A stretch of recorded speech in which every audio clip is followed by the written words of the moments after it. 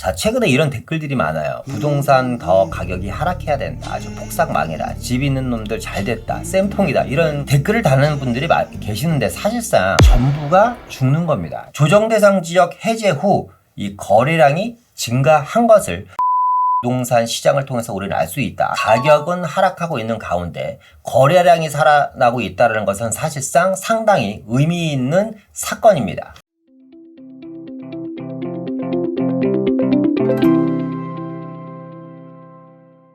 안녕하십니까. 부동산 경제학의 황현입니다.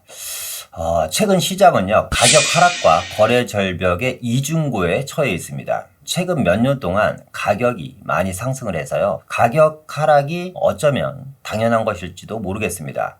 가격 하락 속에 거래량이 정상적으로 나온다면 시장은 정상이라고 합니다. 하지만 가격은 하락하는데 거래량이 안 나온다면 이건 어떻게 보면 비정상적인 시장일 수도 있겠습니다. 이런 거래 절벽으로 인해서 부동산 시장 전반적인 경기 침체는 물론이고 정부나 지방자치단체도 세금 확보가 상당히 어렵게 되겠죠. 그래서 정부는 이 거래 절벽을 정상화시키기 위해서 다시 거래를 순환하게 하기 위해서 대대적인 부동산 규제 완화를 예고하고 있습니다. 그런데요, 최근에 먼저 부동산 규제 완화가 진행된 곳들이 있죠. 그래서 이러한 거래 절벽 속에 부동산 규제 완화로 기적이 일어난 곳이 있다고 하는데 어떤 곳인지 한번 알아보도록 하겠습니다. 자, 부동산 규제 완화로 과연 시장은 살아날까요? 최근 시장은요, 거래 실종과 가격 하락, 미분양 증가와 건설 경기 침체, 그리고 프로젝트 파이낸싱에 의한 자금 경색 등으로 인해서 시장이 좀처럼 살아날 기미가 보이지 않고 있습니다. 그래서 앞서 말씀드렸던 것처럼 이번 정권에서는요, 부동산 대대적인 규제 완화가 공약사항이기도 했습니다. 이런 부동산 규제 완화를 통해서 거래량을 늘려보려고 합니다. 과연 부동산 규제 완화로 시장이 살아날 것인지 한번 지켜보도록 하겠습니다. 자, 일단 뉴스를 먼저 한번 보고 갈게요. 거래 절벽에 이달 중 규제 지역을 추가 해제한다고 합니다. 규제 지역을 추가적으로 해제하기 위해서 준비를 하고 있다고 하는데 과연 포인트는 서울도 과연 이 규제 지역이 풀릴까에 대한 관전 포인트가 되지 않을까라는 생각이 듭니다. 자, 지난 9월이죠. 국토부는 주정심을 열어서요, 조정 대상 지역 101곳 중 41곳, 투기과열지구 43곳 중 4곳을 해제해서 현재는 조정 대상 지역이 60곳, 투기과열지구는 39곳입니다. 그러니까 사실상 수도권 주요 지역과 세종시만을 규제 지역으로 묶인 상황이라 규제를 더 완화한다는 것은 수도권 일대에 규제 지역이 풀리는 것이 더 나을 것이라는 분석이 되고 있는데요. 네, 이달 중에요, 국토교통부가 주거정책심의위원회, 그러니까 주정심을 열어서요, 규제 지역 추가 해제를 추진할 것으로 보입니다. 집값 하락 기조가 짙은 지역을 중심으로 특히 투기과열 지구와 조정 대상 지역 해제가 이루어질 것이라는 예상인데요.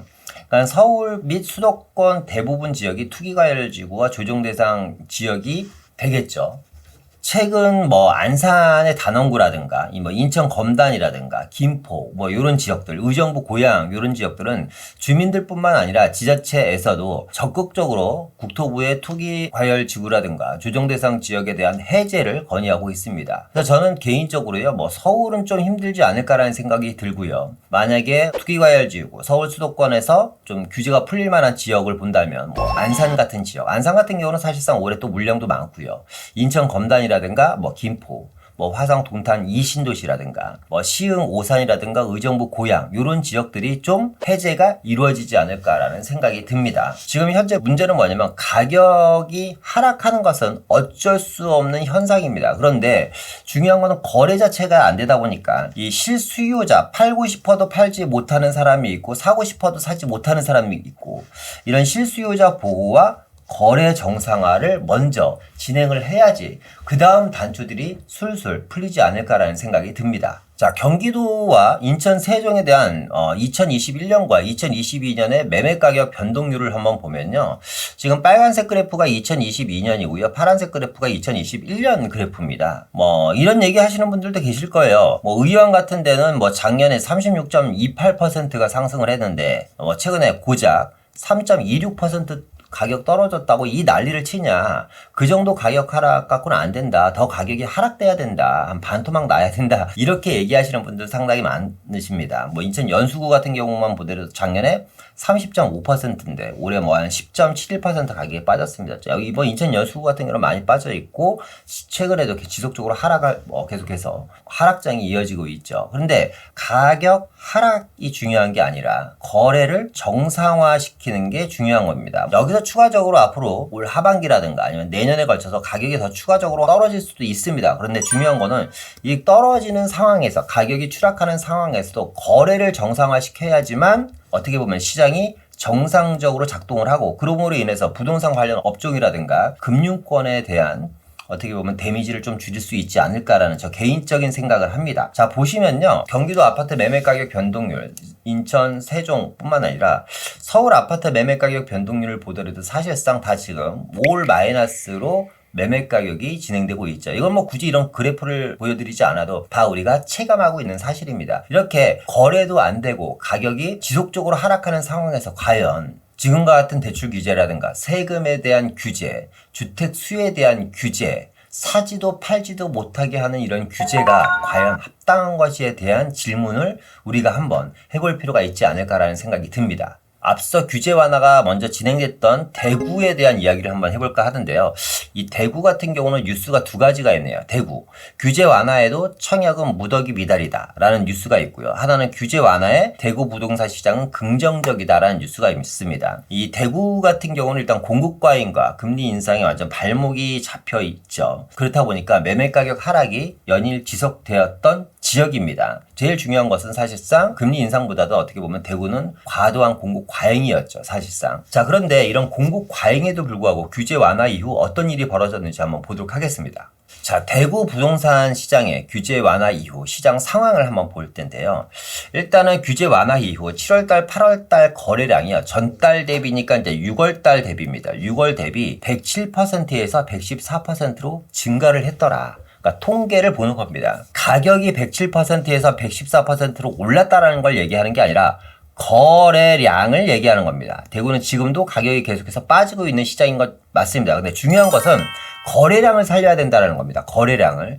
7월달, 8월달 거래량 대비 6월달 대비 107%에서 114%로 증가를 했다는 거고요. 미분양 판매 건수도 빠르게 호전되고 있습니다. 6월달에 100건이었던 미분양 거래량이요. 7월달에는 무려 410건으로 올라와 있고요. 8월달에는 150건으로 또 거래량이 계속해서 순항하는 모습입니다. 미분양 판매 건수도 또 특히나 최근에는 어마어마한 물량이 쏟아지는 대구에서 최근에 완판됐다라는 단지들도 뉴스에서 접하셨을 겁니다.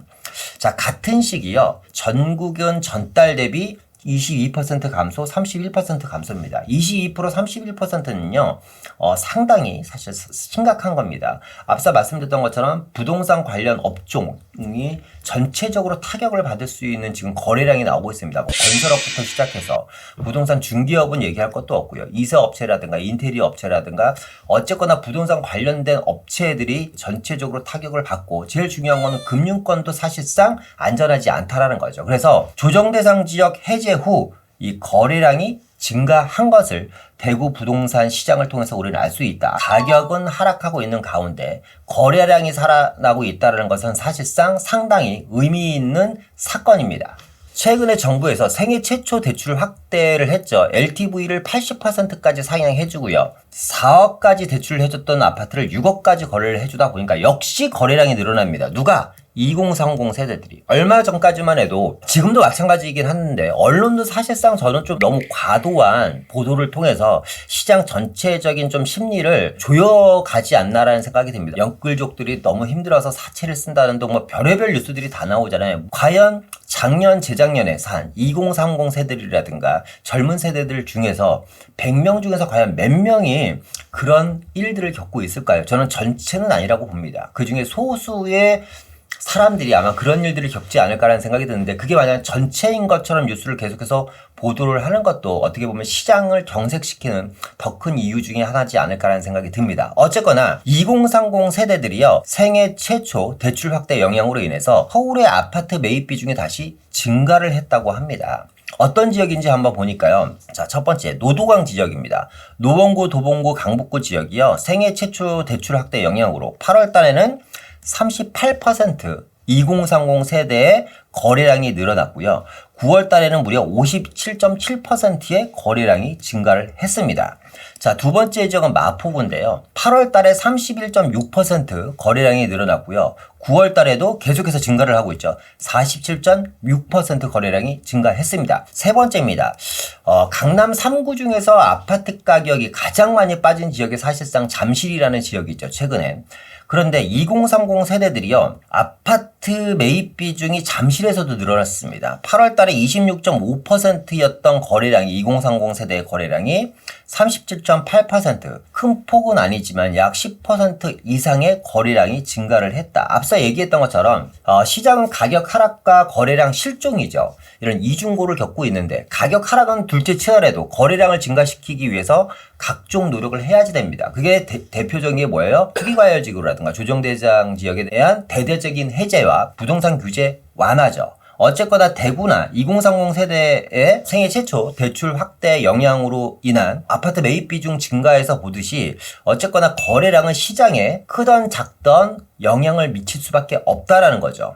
자, 시장 상황을 다시 한번 정리해보면요. 시장은 내부 요인이 있고 외부 요인이 있습니다. 외부 요인보다는요, 내부 요인이 사실상 많은 것 같아요. 외부 요인은요, 우리가 뭐 어떻게 할 수 없는 겁니다, 지금. 뭐예요? 금리 인상. 그리고 금리 인상으로 인한, 경기 침체로 인한 금리 인상이 아니고요. 금리 인상으로 인한 세계적인 경기 침체입니다. 자, 그러면 다시 말을 바꿔서 이야기를 해보면, 이 세계적인 경기 침체를 되살리기 위해서는 금리 인상을 멈추면 됩니다. 그죠? 그러니까 미국도 마찬가지고 유럽도 마찬가지입니다. 미국에서도 최근에 인지하고 있는 게 너무 갑작스러운 경기 침체를 막고자 금리 인상을 지금 멈추려는 계획을 잡고 있죠. 그러면 이 외부적인 요인이 해결된다고 하면 내부적인 요인만 해결하면 되는데요. 내부적인 요인도 사실상 만만치가 않습니다. 지금 우리가 집을 사지도 팔지도 못하는 이유가 뭐냐면 첫 번째, 돈이 있는 사람들 같은 경우는 대출을 좀 자유롭게 받게 해줘야지 되는데 대출 건수에 대한 제한입니다. 그리고 LTV와 DSR에 대한 과도한 규제, 여유 자금이 있는 사람들은 뭐 갭 투자라든가 아니면 증여라든가 여러 가지 목적으로 투자적인 목적으로 주택을 한두 채 정도 더 구입하려고 하시는 분들도 지금도 있습니다. 왜? 많은 분들은요, 하락장에 몸을 움츠려들려고 하고 시장을 포기하려고 합니다. 그런데요, 투자에 관심이 있으신 분들이라든가 아니면 투자를 좀 잘해왔던 분들은요, 어쩌면 지금이 기회라고 생각하시고 지금 이럴 때 주택량을 늘리려고 계획하시는 분들이 있어요. 그런데 그런 분들의 발목을 잡는 게 뭐냐면 이 취득세 중과입니다. 그죠? 취득세 중과만 없어지더라도 저는 거래량이 지금보다는 많이 살아나지 않을까라는 생각이 듭니다. 그리고 거치기간 없이 원리금 균등분할 상환을 하다 보니까 사실상 젊은 친구분들한테는 이 원리금 균등분할 상환이 상당히 부담될 수도 있어요. 지금 같은 고금리 시대에는요, 거래량을 막는 절대적인 요인입니다. 거기다가 전매 제한도 있죠. 입주권이라든가 분양권에 대한 전매 제한입니다. 내가 지금 입주권이나 분양권을 갖고 있는데요, 금리가 너무 높거나 아니면 여러 가지 이유에 의해서 매도를 해야지 됩니다. 근데 매도를 하고 싶어도 전매 제한에 의해서 전매를 할 수 없는 상황입니다. 그러니까 투기를 목적으로 프리미엄을 받고 중간에 팔고 나가는 수요도 있겠지만 하지만 어쩔 수 없이 반드시 팔아야 되는 상황도 있거든요. 그리고 어떤 분들은요, 청약을 아예 포기하고 입주권이나 분양권을 노리시는 분들도 계실 텐데 그런 분들에 대한 대대적인 시장 진입을 막아버리는 게 전매 제한이죠. 그래서 이런 내부적인 요인을 우리가 좀 해결해야 되지 않나. 왜? 지금은 하락장이고 거래가 없는 시장이기 때문에 굳이 부동산 규제를 진행시킬 필요가 있나라는 생각이 듭니다. 그래서 이러한 이유로 인해서 앞서 얘기했던 것처럼 실수요자에 대한 내 집 마련 기회가 완전히 박탈이 되고요. 또 하나는 경제적으로 여유력이 있는 투자자의 유입이 원천적으로 봉쇄가 됩니다. 실수요자도 분명히 있을 거고요. 경제적으로 여유 있는 사람들도 분명히 있을 겁니다. 그리고 어쩌면 이런 하락장을 기회라고 생각해서 주택을 구입하시려는 분들도 계실 텐데 이런 분들의 진입 자체를 시장에서 완전히 규제라는 이름으로 막아버리는 거죠. 자, 거기다가요, 지금 전 세계 그리고 우리나라는요, 고물가와 고금리 그리고 규제에 의해서 시장이 붕괴되고 있습니다. 자, 최근에 이런 댓글들이 많아요. 부동산 더 가격이 하락해야 된다. 아주 폭삭 망해라. 집 있는 놈들 잘 됐다. 쌤통이다. 이런 댓글을 다는 분들이 계시는데 사실상 고물가 규제로 인해서 시장이 붕괴된다면 전부가 사실상 죽는 겁니다. 예를 들어서 아파트를 갖고 있는 개인이 있다고 한번 우리가 가정을 해봅시다. 10억짜리 아파트가 가격이 빠져 4억, 5억에도 안 팔려요. 근데 이분이 대출이 있습니다. 대출 이자를 월 60만 원 내다가 170만 원씩 냅니다. 부담스럽죠. 그죠? 그런데 이걸 팔고 싶어도 여러 가지 규제라든가 아니면 시장이 안 좋아서 거래가 안 돼요. 그러면 이 개인은 어떻게 됩니까? 이 아파트가 만약에 부도가 나면, 그러니까 쉽게 얘기하면 경매로 넘어가게 된다면 개인은 파산이 되죠. 그리고 이 대출금은 다 뭐예요? 부실채권이 됩니다. 부실채권. 그죠? 왜? 이렇게 거래가 안 되는데 경매는 뭐 자유롭게 이루어지겠습니까? 그리고 경매 가격이 정상적인 시장 가격으로 이루어지겠습니까? 그렇지 않겠죠. 부실채권이 되면 이런 대출을 해줬던 금융권에 바로 타격이 됩니다. 그죠? 그럼 금융권도 어떻게 보면 부실이 되는 거예요. 거기다가 시장 전체적으로 보면 부동산 관련 산업으로 인한 건설업이라든가 관련 산업도 붕괴가 되는 겁니다. 자, 이렇게 된다고 하면 개인도 힘들고요. 사업체도 힘듭니다. 금융권도 여러 가지로 인해서 위험 신호들이 나타나고 있잖아요. 그죠? 이런 게 계속해서 확대된다고 하면 제일 중요한 건 뭐예요? 내수가 붕괴됩니다. 이런 걸 과연 정부가 바라는 걸까요? 그러진 않을 겁니다. 그리고 여러분들도 이런 걸 바라지 않을 거예요. 부동산 시장이 어떻게 보면 부동산 투자라든가 내 집 마련하신 분들이 운이 좋아서 많이 올랐을 수도 있고 투자를 잘해서 많이 올랐을 수도 있습니다. 그리고 가격이 상승했을 수도 있어요. 여러 번에 걸쳐서 말씀드리지만 시장은 무조건 우상향입니다. 시간의 차이가 있을 뿐이지 우상향 안에서 오르고 떨어지거를 반복하는 거죠. 그렇죠? 근데 지금은 떨어지는 장입니다. 하락하는 장이에요. 근데 여기서 우리가 거래량마저 박살이 난다면 사실상 앞서 얘기했던 것처럼 이런 전체적인 시장 상황이 만들어질 수가 있고 이거는 우리 온 국민한테 피해가 고스란히 갈 수도 있습니다. 이걸 막기 위해서는 어떻게 해요? 거래량을 정상적으로 만들어야 되는 겁니다. 주택가격 하락이 문제가 아니라 사실상 거래량을 정상적으로 만들어 놓는 게 문제입니다. 매도자 입장에서는 싸게라도 매도하고 싶은데 매도가 안 되죠. 사려는 사람들에 대한 심리가 닫혀있기 때문에. 매수자 입장에서는요. 고금리라든가 대출 규제로 앞서 얘기했던 것처럼 자금 여력이 있는 투자자라든가 실수요자들이 시장 진입 자체가 사실상 상당히 많이 힘듭니다. 그래서 시장의 자율성 회복이 상당히 급섭니다. 시장을 정상적으로 알아서 돌아가게끔 만드는 자율성 회복이 상당히 급섭니다. 그렇게 하기 위해서는 공급과 수요를 억제하는 규제를 해제해서 시장의 거래 기능을 반드시 회복해야 됩니다. 그렇지 않으면 이런 고금리, 고물가, 그리고 규제에 의한 시장 붕괴를 어떻게 보면 우리는 지켜보면서 우리 모두가 피해자가 될 수 있는 상황에 직면할 수도 있다는 거죠. 11월 4일 날 건설산업연구원이죠. 건산협에서 2023년 주택시장 전망을 발표를 했는데 첫 번째는 집값 하락세가 짧고 굵게 끝날 걸로 예상이 된다고 합니다. 저도 역시 짧고 굵게 끝날 걸로 예상이 됩니다. 짧지만 큰 폭의 하락이 이어질 걸로 예상이 되고 그 다음부터는 시장이 좀 정상적으로 그 원동력이 되는 게 뭐예요? 규제 완화입니다. 그래서 내년에 집값 3대 변수에 갈린다라고 뉴스를 냈네요. 그죠? 건산연에서 발표한 내용을 보면요. 2004년 이후 가장 큰 폭의 낙폭이 이어질 것으로 예상이 되고 매매 가격은 크게 하락하는데 전세 가격은 상승할 걸로 전망이 있다고 하네요. 전세 가격이 상승하면 어쨌거나 매매 가격은 지지를 하게 되어 있습니다. 그리고 내년에 임대 수요가요, 전체 지금 월세 수요에서 다시 전세로 이동을 하려고 한다고 합니다. 그러면 거래량이 받쳐주지 않는 상황에서 임차인이 많아지고 전세 시장으로 수요가 몰린다면 전세 가격은 또 상승을 하겠죠. 규제는 풀릴 걸로 예상이 되고 전 세계적인 경기 침체로 인해서 금리 상승세는 꺾이지 않을까라는 생각이 듭니다. 제일 중요한 거는 공급 부족이죠. 공급 부족. 그래서 제가 이 내용을 한번 정리를 해봤습니다. 내년에도 입주 가뭄이 아주 심각하다. 약 2만 7천 가구 정도 그칠 걸로 예상이 되는데요. 서울의 적정 수요가 약 4만 9천 가구입니다.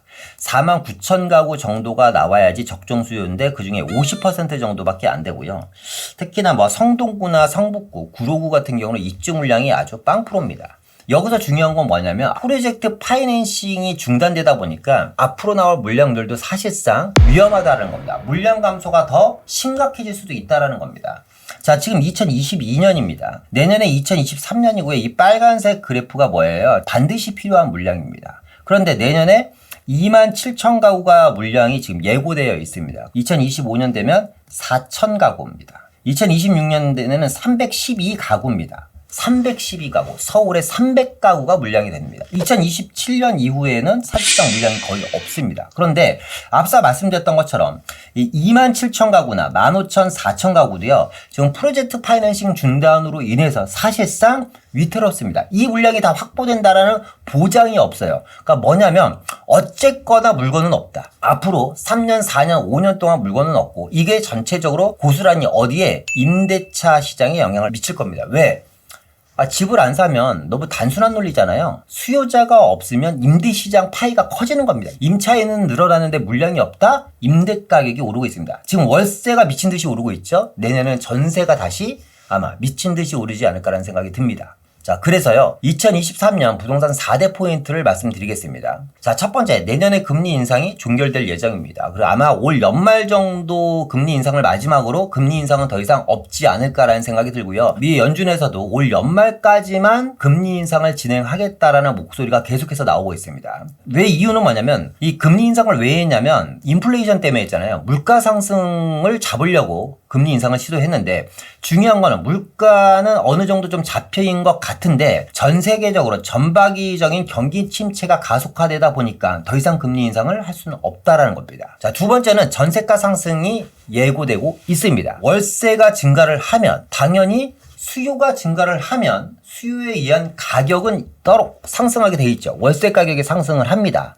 그런데 금리가 이제 인하될 걸로 예상이 돼요. 그러면 수요자 입장에서 이제 또 다시 한번 월세 가격과 전세자금 대출을 비교를 하기 시작할 겁니다. 그런데 이미 전세 물량은 감소돼 있고 앞으로 나올 물량도 없어요. 그러면 이 전세 물량 감소로 인해서 전세 수요는 증가를 하다 보니까 다시 전세 가격은 상승을 할 겁니다. 어쨌거나 금리가 인하되지 않는다고 하더라도 월세 상승으로 인해서 어느 정도 월세 상승의 목에 찬 금액까지 올라가다 보면 수요들은 다시 전세로 돌아서겠죠. 자, 세 번째. 부동산 규제 완화입니다. 정부에서 지금 대대적인 부동산 규제 완화를 진행하려고 하고 있고 현재 계속해서 진행 중입니다. 그런데 내년 정도 되면 규제 지역 상당 부분이 해제되지 않을까라는 생각이 됩니다. 그럼 어쨌거나 거래를 하는데 조금 자유로운 시장이 되지 않을까라는 생각이 들고요. 마지막 앞서 보여드렸던 그래프처럼 공급 부족입니다. 저는 이 네 가지 중에서요, 제일 중요한 게 전세 가격 상승과 공급 부족이라고 생각합니다. 이 전세 가격 상승과 공급 부족이 시장에 어떻게 영향을 미친지 여러분들이 한번 눈으로 확인해 보시고요. 이 전세 가격 상승과 공급 부족으로 인해서 저는 짧지만 굵게 이번 하락장이 끝나지 않을까라는 생각이 듭니다. 가격 하락과 거래량 감소는 별개의 문제입니다. 가격은 많이 올랐습니다. 그러니까 가격이 떨어지는 건 어떻게 보면 당연지사 라고 말씀드릴 수도 있겠습니다. 당연한 결과일 수도 있어요. 그렇죠? 그런데 외부적인 요인으로 인해서 어쨌거나 급격한 가격 하락이 지금 진행되고 있습니다. 근데 문제는 뭐냐면 거래가 안 된다라는 거죠. 거래가 안 된다 보면 시장 전체적으로 대한민국 내수 시장 전체가 사실상 힘들어질 수도 있다라는 거죠. 이걸 막기 위해서 뭘 해야지 됩니까? 거래량 증가를 시켜야 됩니다. 인위적으로. 그렇기 위해서는 규제 완화가 필수적이다라는 거죠. 그래서 오늘은 규제 완화로 인한 시장이 어떻게 바뀔 것인지에 대해서 한번 같이 알아보는 시간을 가졌고요. 오늘 내용이 좋으셨다면 좋아요와 구독 부탁드립니다. 다음에 더 좋은 영상으로 찾아뵙도록 하겠습니다. 감사합니다.